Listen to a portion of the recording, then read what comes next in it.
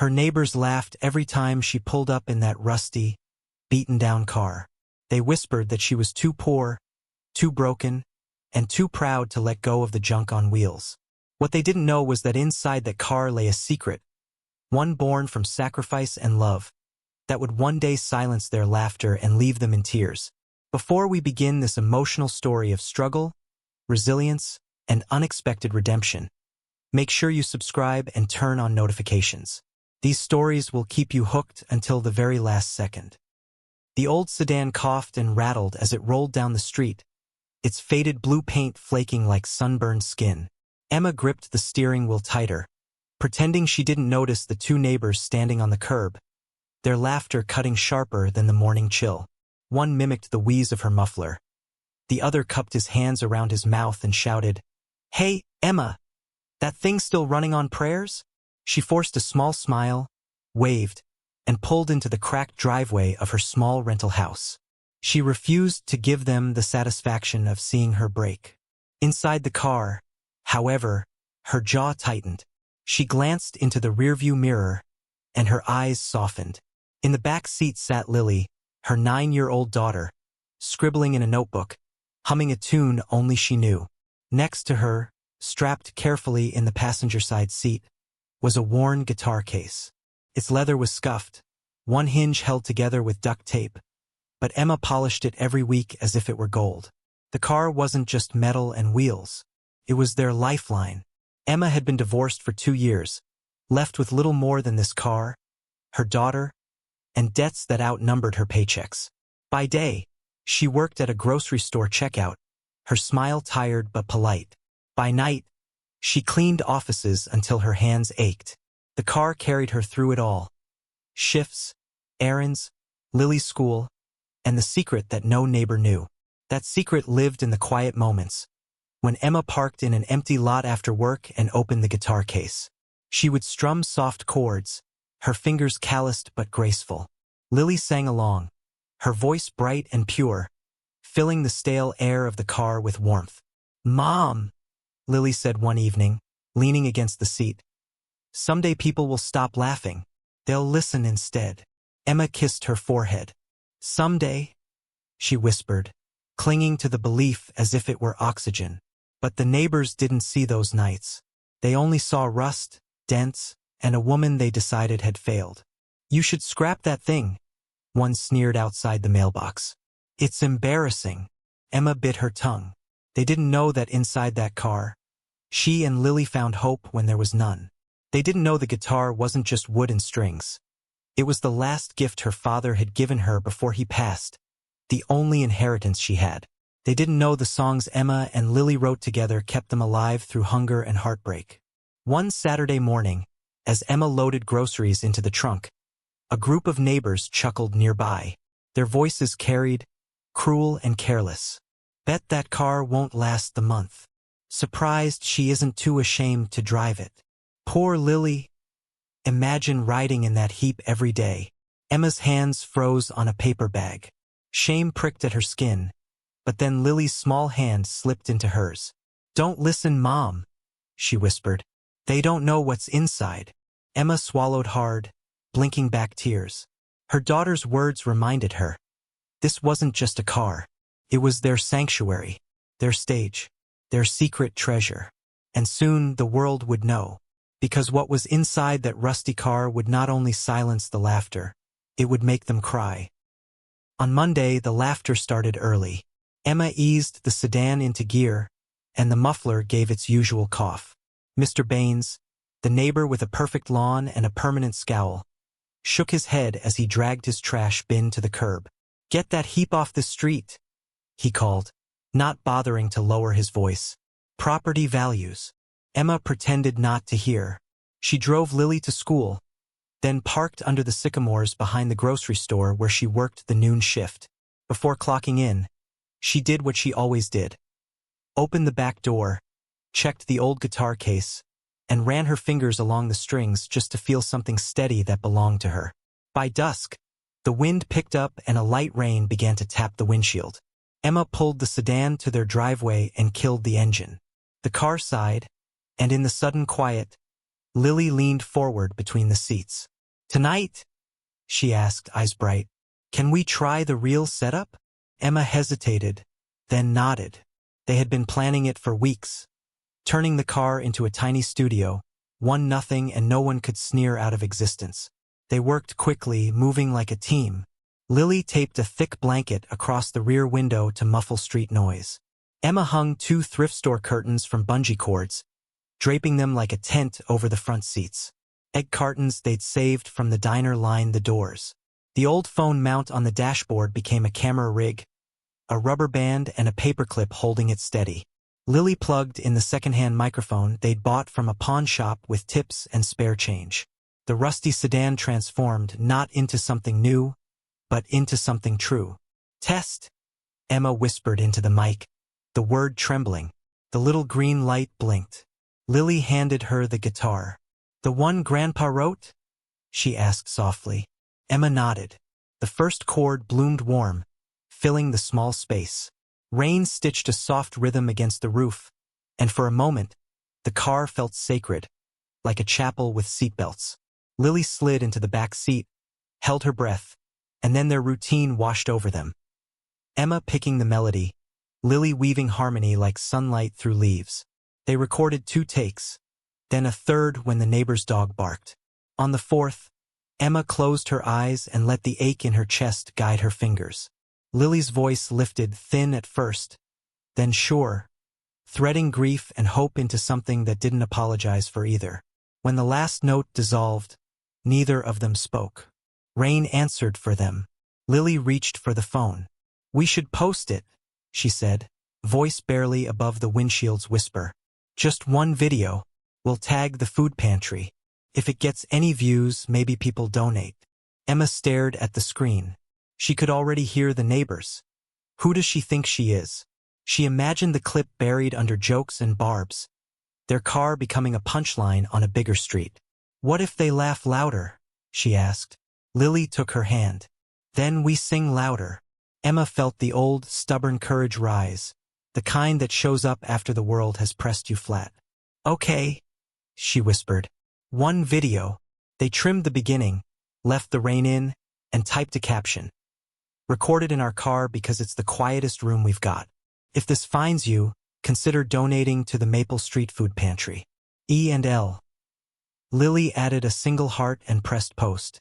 For a minute, they watched the view count sit at 0. A wind gust rattled the blanket. Somewhere down the street, Mr. Baines's garage door groaned shut. Emma's phone buzzed once. A spam text, and fell still. "Tomorrow," Emma said, half to herself. "I've got the late shift at the office park. We'll check after." But tomorrow didn't wait. The first notification came before they'd finished cleaning up. 1 new like, then another.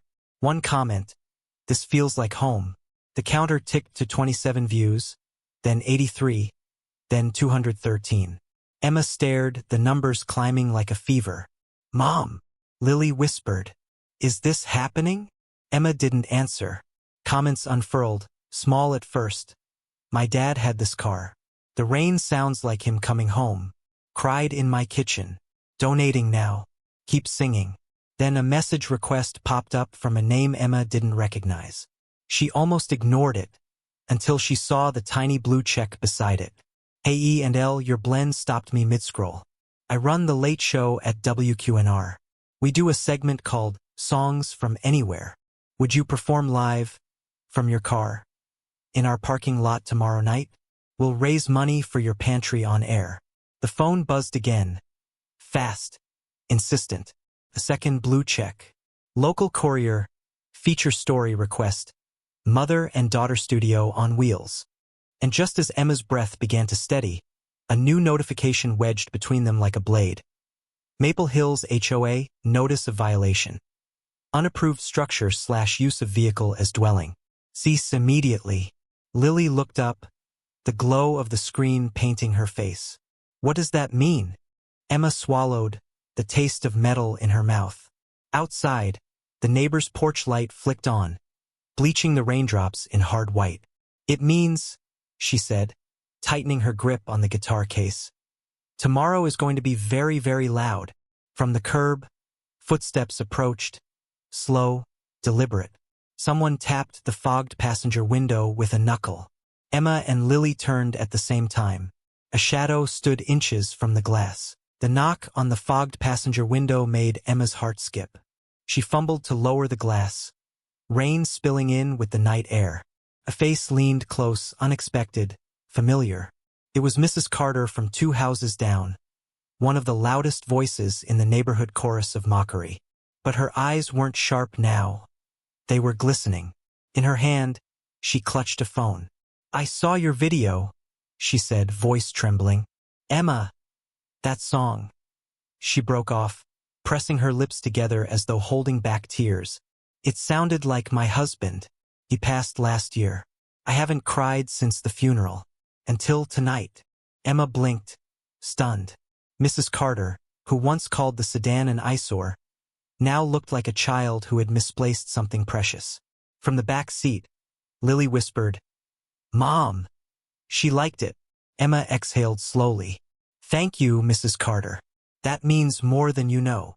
Mrs. Carter nodded once, hard, then shuffled away under the rain, her porch light swallowing her figure.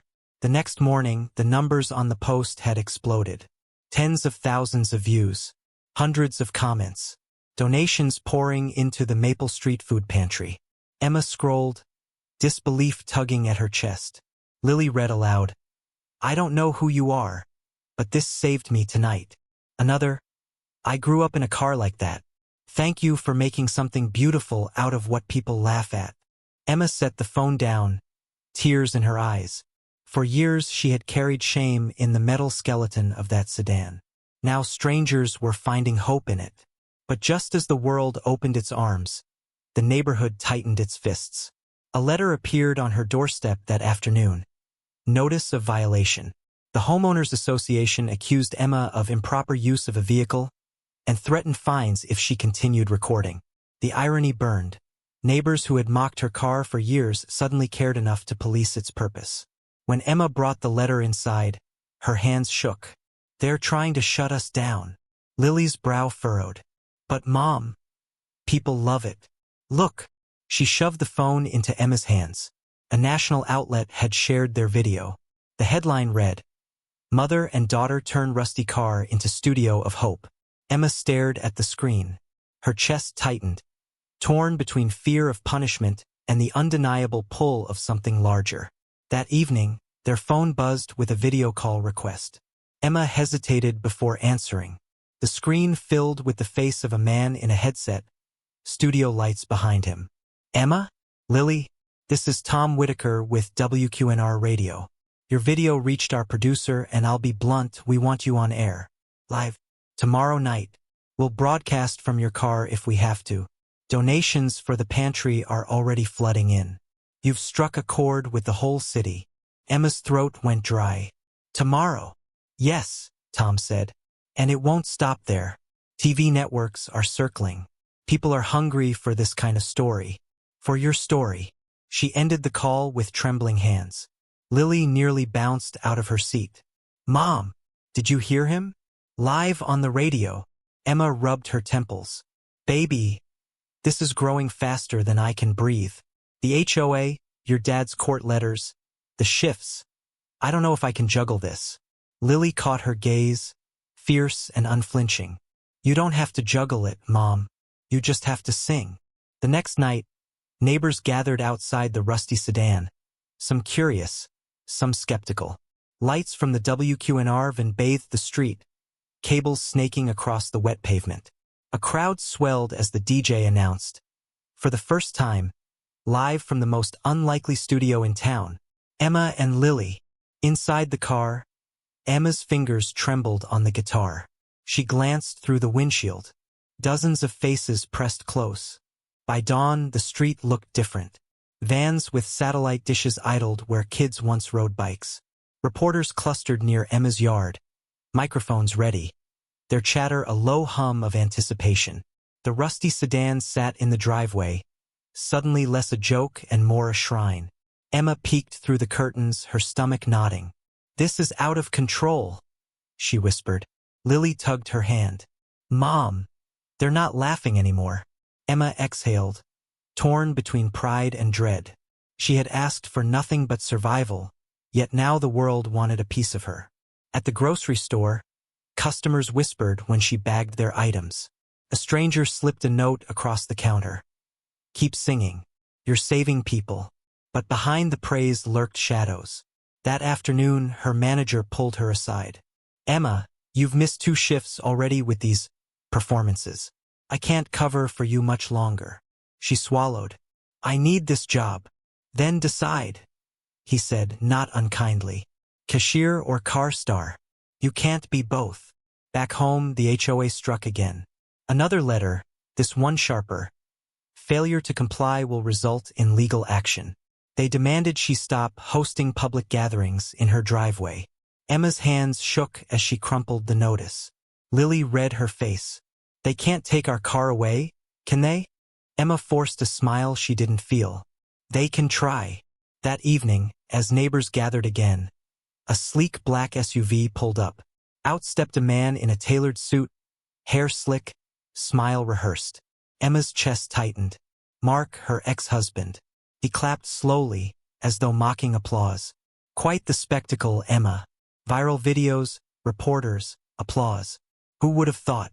Too bad you couldn't do any of this when we were together. Emma's jaw hardened. "What are you doing here?" "I'm here," he said smoothly, "because Lily is my daughter too, and now that she's in the spotlight, she deserves a proper guardian.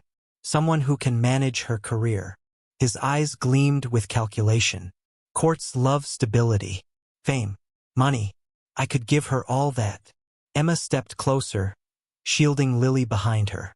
"You left us with nothing. You don't get to claim her now." Mark's smile thinned. "You'll see, Emma. The world may cheer for you now, but when it comes to custody battles, applause doesn't matter. Paper does." The radio station aired their performance replay that night. Donations poured in, and the pantry shelves filled for the first time in months. Yet Emma couldn't shake Mark's words. She lay awake in the sedan, guitar across her lap, Lily curled in the back seat. "Mom," Lily murmured, half asleep. "Promise me you won't stop singing, even if they try to take it all away." Emma kissed her forehead. "I promise." The following morning, an email arrived from a national network. Exclusive invitation to perform live on primetime television. Full travel accommodations provided. Emma stared at the screen, hands trembling. This was no longer a neighborhood story. This was the world. But before she could respond, another envelope slid under her door. Not from the HOA this time. From Family Court. Petition for emergency custody hearing. Filed by Mark Reyes. Emma's chest tightened. She looked from the letter to Lily, who hummed softly as she brushed her hair in the cracked mirror. The rusty car had carried them this far. But now it wasn't just a stage. It was the battlefield for their future. And Emma knew, the next song they sang might have to be a fight for everything they loved. The courthouse smelled of varnished wood and stale air, a place Emma had hoped never to see again. She sat on the hard bench, clutching a folder of bills, pay stubs, and a single photo of Lily in her arms. Across the aisle, Mark lounged in an expensive suit, his attorney whispering in his ear. He smirked when his eyes caught Emma's, as if the outcome were already written. "Case of Reyes versus Reyes, emergency custody petition," the judge announced. Her voice echoed in the chamber. Mark's lawyer stood first, his tone smooth. "Your Honor, our client seeks custody not to punish, but to protect his daughter. Miss Emma Reyes has turned their vehicle into a public spectacle, exposing the child to scrutiny, strangers, and unsafe conditions. She works long hours, leaves the child unattended, and lacks stable housing. In contrast, Mr. Reyes can provide financial stability, privacy, and opportunities fitting the child's newfound visibility." Emma's hands shook. Each word landed like a stone. The lawyer made her sacrifices sound like neglect, her resilience like recklessness. Then it was her turn. She rose, her voice small at first. "Your Honor, everything I've done has been for my daughter. I work 3 jobs so she can eat, so she can learn. That car they mock, it's not a spectacle. It's our sanctuary. It's where Lily and I sing, where we dream, where we found something people told us we'd never have, a voice. Her throat caught, but she pressed on. I may not have money, but I have love. And if you take her from me, you don't just take my daughter, you take the very reason I keep breathing. The courtroom stilled. For once, even Mark looked rattled. Outside, reporters swarmed. Microphones thrust forward, cameras flashing. Emma, how do you respond to the allegations? Emma, will you still perform live on national TV tomorrow? Emma shielded Lily, forcing her way through the crowd. At home, the rusty sedan sat waiting like an old friend. She slid behind the wheel, her hands gripping the wheel as tears spilled freely. Mom, Lily whispered from the back seat. Don't let him win. Don't let anyone take this away. Emma turned, meeting her daughter's eyes. We fight with what we have, Lily, and what we have is our song. That night, they rehearsed in the car, the glow of the dashboard light painting their faces. The invitation from the national network still sat in Emma's inbox, bold and tempting. It could change everything or destroy what little security they had left. Are you scared? Lily asked. Emma strummed softly, terrified, but sometimes being brave means singing through the fear. The next day, the email was answered. Confirmed. Live primetime performance. By the time they arrived at the TV studio, nerves tangled in Emma's stomach. The stage lights blazed brighter than anything she had imagined. A producer clipped a microphone to her blouse, murmuring, "Millions will be watching. Just breathe." Emma glanced at Lily, who squeezed her hand. "We're ready," her daughter said. The host introduced them with practiced flair. From a rusty car on Maple Street to the national stage, "Please welcome Emma and Lily." Applause thundered. Emma stepped forward, guitar in hand, heart pounding. She strummed the first note. Lily's voice rose, clear and trembling, then stronger, filling the studio with a sound that belonged to no courtroom, no HOA, no bitter ex-husband. The audience leaned in captivated. Cameras zoomed close. Somewhere, far beyond those walls, millions of strangers heard the truth carried on melody. The morning after the broadcast, the world felt different. Emma's phone buzzed nonstop. Messages from strangers, reporters, even record labels. Donations to the Maple Street Food Pantry had tripled overnight. For the first time in years, Emma allowed herself to imagine a life beyond exhaustion. But reality snapped back when a court clerk's call came. Custody hearing today. Final ruling. Emma's stomach twisted. Fame didn't erase paper, and paper was what Mark wielded like a blade. The courtroom was fuller this time. Press crowded in the back, notebooks ready. Emma sat with Lily's hand wrapped tightly in hers. Mark sat across the aisle, his attorney polished, his confidence rehearsed. "Your Honor," the lawyer began, "last night's spectacle only proves our point. A child paraded on national television, her privacy destroyed, her image exploited. This is not stability. This is chaos." Emma's chest burned. She stood, her voice carrying clearer than she expected. "No, Your Honor. What you saw last night wasn't exploitation, it was freedom. My daughter and I were mocked for years because of what little we had. That rusty car was our only safe place. And instead of breaking us, it gave us a stage. We sang not for fame, but for survival. And the world responded because truth can't be silenced." She turned to the judge, eyes wet but steady. "I may not have money or luxury, but I give Lily love, protection, and a future where she can be proud of who she is. He abandoned us when we had nothing, and now that the world is listening, he wants to claim what he threw away. Please don't let him." The courtroom stilled. The judge leaned forward, fingers steepled. After a pause that stretched forever, the judge spoke. "I've reviewed the evidence, the testimonies, and the character of each parent. Custody remains with Emma Reyes. Petition denied. Case closed." The gavel struck. Emma gasped, her knees nearly buckling as Lily threw her arms around her waist. Applause erupted from the back of the courtroom, reporters scrambling to capture every word, every tear. Across the aisle, Mark's face hardened, his smirk gone for good. He left without a word, his shadow no longer looming. Weeks later, the rusty sedans still sat in their driveway, but now it was different. Neighbors who once laughed brought flowers, cards, even groceries. The car had become a symbol, not of shame, but of resilience. Inside, Emma and Lily still sang, though now their songs reached farther than they ever dreamed. Invitations came in, festivals, fundraisers, interviews. But Emma always reminded Lily, fame isn't the gift. The gift is that we can sing together, no matter what.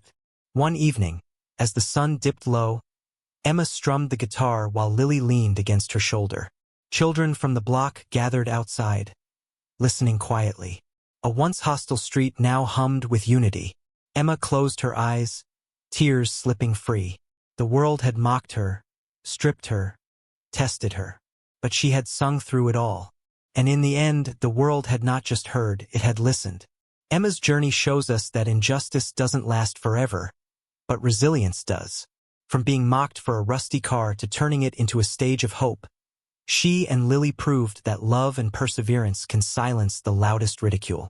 If this story moved you, don't forget to subscribe, leave a comment about the moment that touched you most, and share this video with someone who needs inspiration today. Because sometimes the very thing the world laughs at becomes the stage that makes them cry.